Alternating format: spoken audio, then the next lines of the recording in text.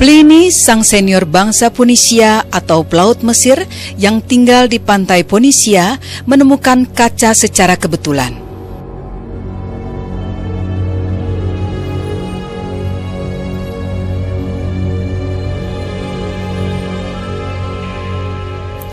Potongan kaca paling tua yang diketahui berasal dari zaman Firaun Amenopis pertama dari Mesir.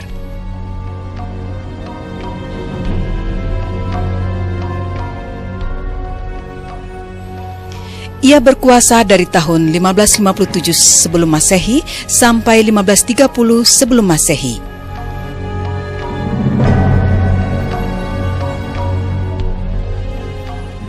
Sekitar tahun 1200 sebelum Masehi, bangsa Ponisia telah terkenal di seluruh wilayah Mediterania.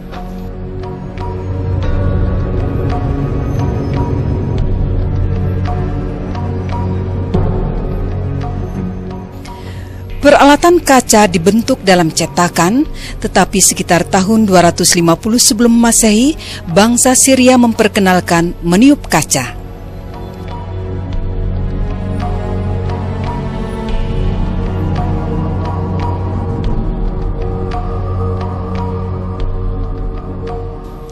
Hal ini membuat peralatan kaca menjadi kurang mahal dan tersedia secara lebih meluas daripada sebelumnya.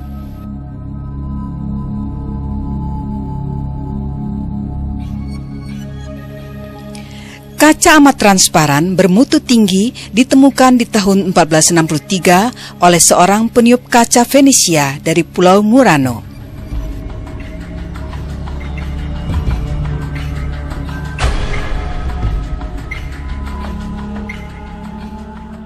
Peniup kaca otomatis untuk botol ditemukan oleh Michael J. Owen tahun 1859 sampai 1923 dari Ohio.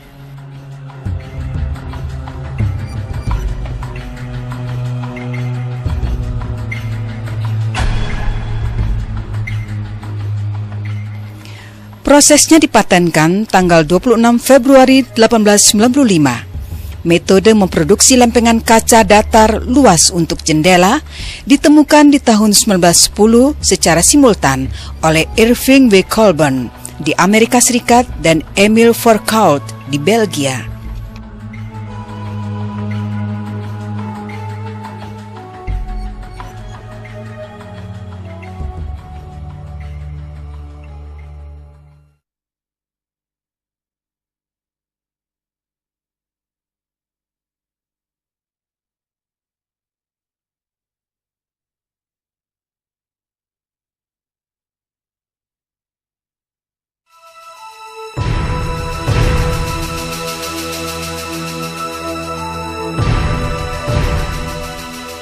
Sailun terkenal di dunia berkat ciptaannya berupa lembaran kertas.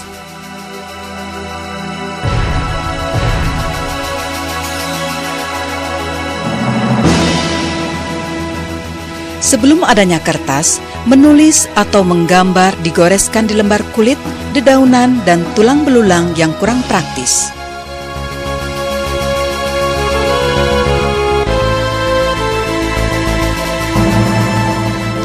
Berkat temuan kertas karya Sailun di zaman Kaisar Hoti di Cina, namanya diabadikan dalam riwayat sejarah bangsa Cina tahun 300 sebelum Masehi saat dinasti Han.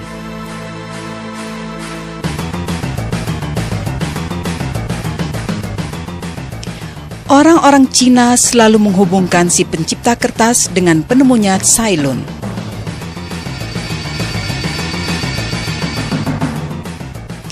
Sailun sebelumnya hanyalah seorang pegawai negeri sipil di pengadilan Cina.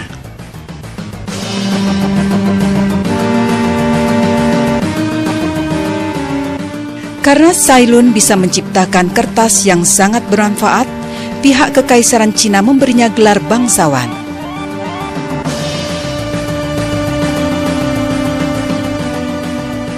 Produksi dan kegunaan kertas saat itu semakin meningkat dan meluas di daratan Cina pada abad kedua. Pada perkembangannya, lembaran kertas buah karya Sailun berhasil diekspor ke berbagai penjuru Asia. Tahun 751 Masehi, cara mengolah kertas bisa ditiru orang Arab di Baghdad dan Samarkand hingga menyebar ke Spanyol juga Turki. Di Cina sebelum ditemukan kertas, tulisan dan gambar digoreskan di bilahan bambu atau di selembar kain sutra yang mahal harganya.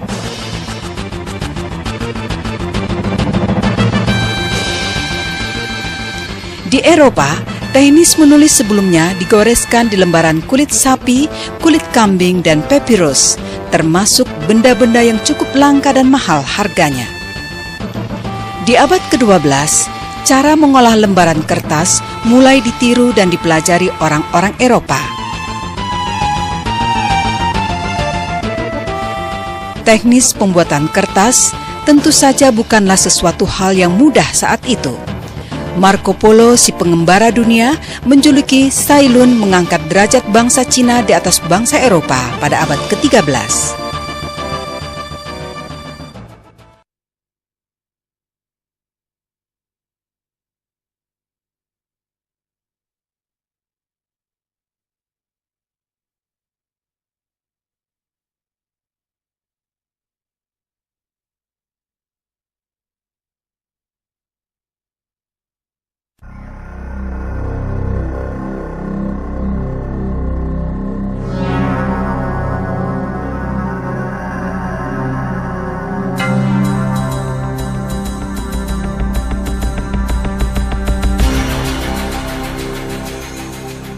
John Napier adalah seorang ahli matematika asal Skotlandia, penemu logaritma.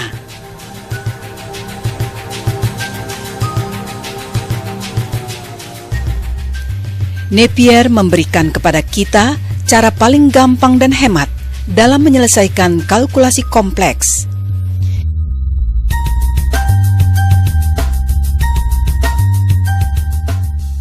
Napier menemukan metode kalkulasi logaritma yang mana perkalian dan pembagian dapat dilakukan dengan mudah.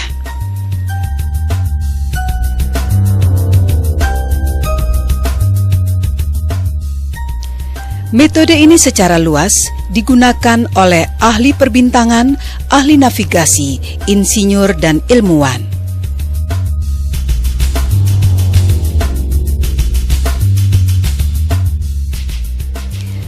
Tahun 1593, Napier mulai aktif bekerja atas dasar logaritma.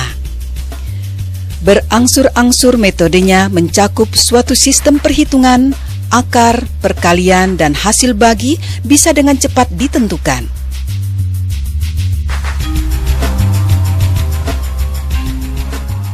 Napier mengembangkan tabel logaritma yang sudah digunakan sampai saat ini.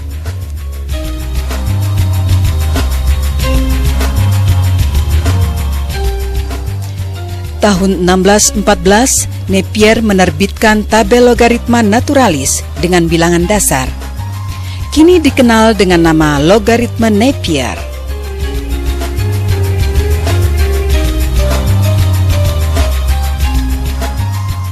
Tahun yang sama, kontribusi Napier terhadap matematika diterbitkan pada suatu acuan yang disebut Description of Marvelous Canon of Logarithms.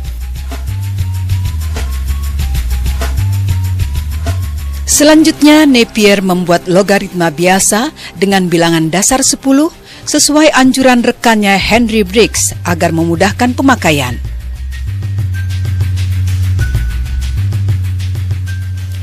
Napier juga menemukan mesin hitung dasar dengan serangkaian kepingan bilangan yang dikenal sebagai keping Napier.